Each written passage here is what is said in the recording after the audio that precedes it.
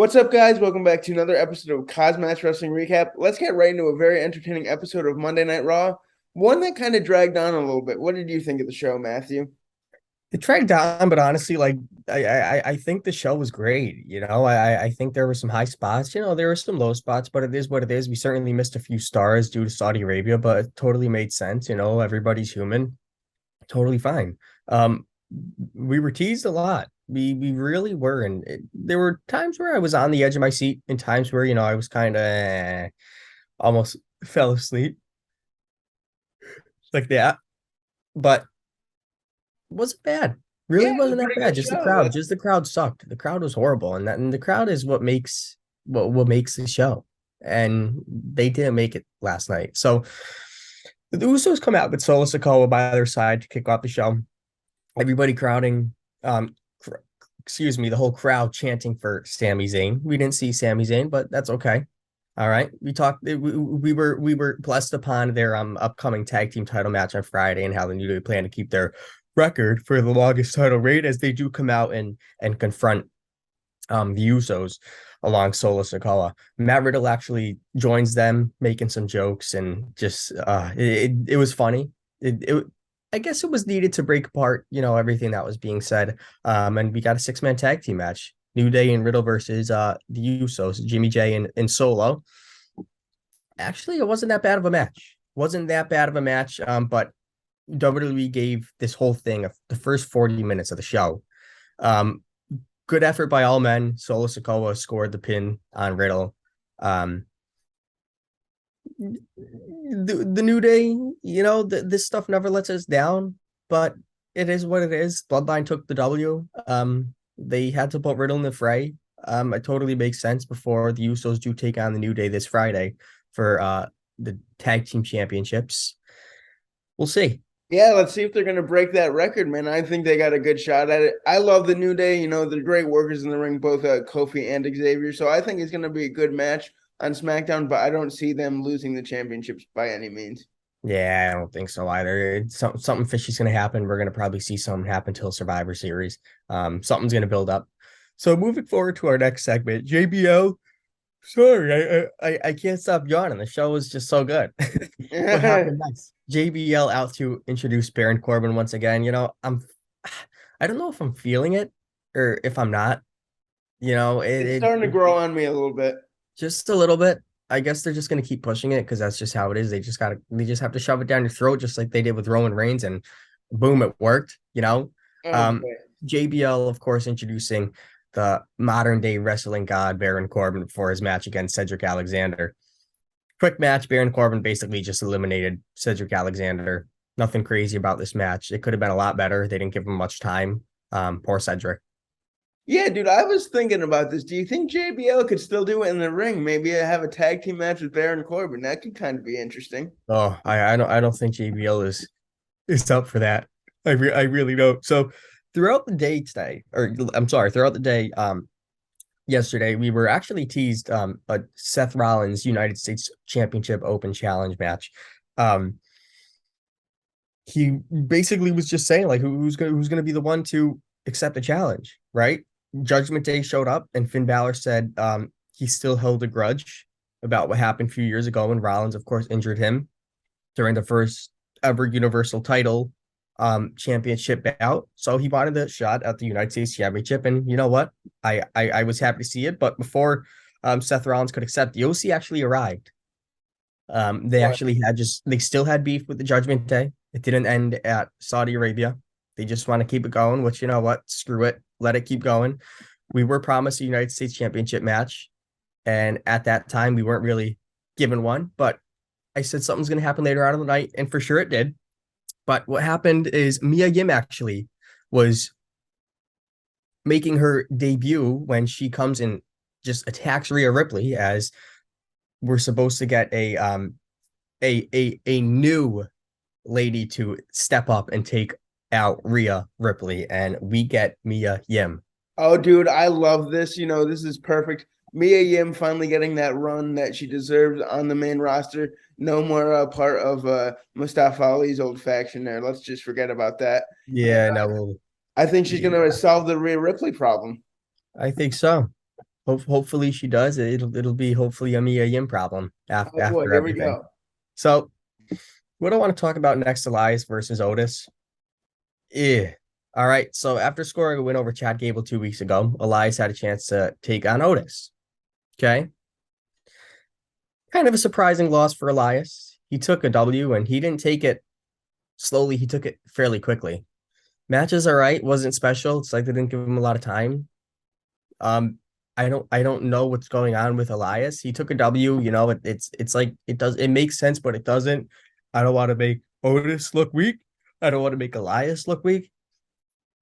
Yeah, but Otis just picked up that win with the world's strongest slam man in a few minutes. It didn't really enhance Elias at all, so we'll have to wait and see what they do with him. Yeah, I think so. I don't know. We'll see what culminates with Elias. I don't know. It's kind of a still up in the air. They're trying to figure out what to do with him, I think. So before we see Austin Theory versus Shelton Benjamin, which I was excited for, we Oh got a yeah. segment with Damage Control, Bianca Belair, Asuka, Alexa Bliss, and Nikki Cross to set up a women's War Games match at Survivor Series. So it looks like Cross will be aligned with Damage Control. You know what? It is what it is. I'm gonna see this, but we still need somebody, a face in the faces corner to make it more so an even bout. But we're still just a few weeks away from Survivor Series, so we're still going to get some new women in that match, but they're going to hopefully find a few more. So that's going to be certainly interesting. But we did see Asuka and Bliss, or sorry, Asuka and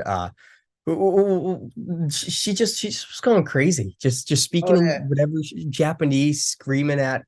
I don't know. It was just crazy. Just go on YouTube and look up Asuka Raw, and you'll just see everything that happened. It just was hilarious. But what I want to talk about next, Theory versus Shelton Benjamin. They had it booked from Confrontation backstage earlier in the day. Ah, Austin Theory, he hit A-Town down for the win. That's a W. That's a plus. He beat Shelton, but it was so short. Like, I don't know. I Yeah, I don't know really why they cut it so short. There was a match with Miz and Gargano later on in the night. They could have cut that short and had this, I don't know, take over more time. They didn't do that. I agree with you. I love Shelton Benjamin wrestling. I think he's a great performer. I think he deserved a lot more time than what he got. But you know what? Austin Theory picking up a win, as you'll see later in the night, it did not go well for him in the main event. No, no, not really. So as we slowly inch more towards the main event, let's talk about the Miz and Johnny Gargano as they face off next. As the Miz comes out explaining how Johnny Gargano was bluffing everything, it all isn't true. Johnny Gargano actually comes out and says, "Ah, well, you know what? I actually do have real evidence." Miz was talking about how our producer and him are making a film and doing all this stuff, and how they went to dinner to talk about just things. Johnny Gargano basically comes out and says, "Oh no, that was all a decoy. She was there to just kind of set you up," and the Miz was just all confused, and he had footage from the lady who was basically trialing the Miz, and she had a hidden camera, like a GoPro, on her shirt, and it just worked out perfectly. Just oh man, Miz was just completely humiliated. We got a match between the two. Um, Dexter Loomis actually attacked the Miz with a chair while he was celebrating after a win, and then ran away from security through the crowd. Dexter Loomis can run. Oh, dude, he's got those sprinter shoes on, and I think we're going to see this finally culminate at Survivor Series with I the think match so. between the Miz and Dexter Loomis. I think with Johnny Gargano as special guest referee. That's my Yep, guess. I think so. Now, what happens next? I couldn't have been more happy about. I really couldn't. Nikki Cross had a backstage segment with Damage Control, of course, that indicated they were on the same page. They were, and it makes sense to put Nikki Cross with Damage Control. She's a little bit nuts as she takes on Dana Brooke for the 24/7 championship. Nikki Cross took the W, put away Dana Brooke. Let's just cut to the chase. Basically, after this match, Nikki Cross is backstage staring at the ceiling. I don't know what she was looking at with the 24/7 championship held around her shoulder. They walk by a garbage can, and Nikki Cross attempts to throw it in the garbage can, misses, but I think we all see what she was trying to do. Oh yeah, that 24/7 championship is going bye bye. Another good plus from Triple H getting rid of that thing finally. I think so. Oh man, I just hope so. Now to our main event. Oh boy, this was a good one, man. Let's Seth get right Rollins into it. Open challenge, United States Championship, just as he just hopes this time somebody comes out. Ali is actually on Titantron saying, I'm going to be coming down. And basically, we teased him coming down to the ring as he's just yanked out of camera and is beaten the holy hell out of by Bobby Lashley. And Bobby says, you know what, I'm coming down. So we get Bobby Lashley versus Seth Rollins. Not that crazy of a match. It's still setting up a feud, I think, with either Bobby and Brock or Bobby and I don't know. I don't know what they're trying to do here. So Seth Rollins almost hit a pedigree, but actually so this match was okay. Okay. So Rollins kicked out of his first couple of attempts at a pin. All right. So basically, Bobby Lashley, this match never got started. Bobby Lashley just went apeshit, put Rollins through a table. Theory comes out, cashes in his contract. Okay. Crazy. I didn't expect this. The crowd wasn't into it at all. They sucked. Okay. Yeah, not Theory good. It should have been blown cashes the roof in. off the place. Bobby Lashley comes back out attacking Theory and destroyed him at the ring before leaving through the crowd. Theory was almost counted out before Rollins just nailed him with a stomp for the win. I don't know if this was good or not.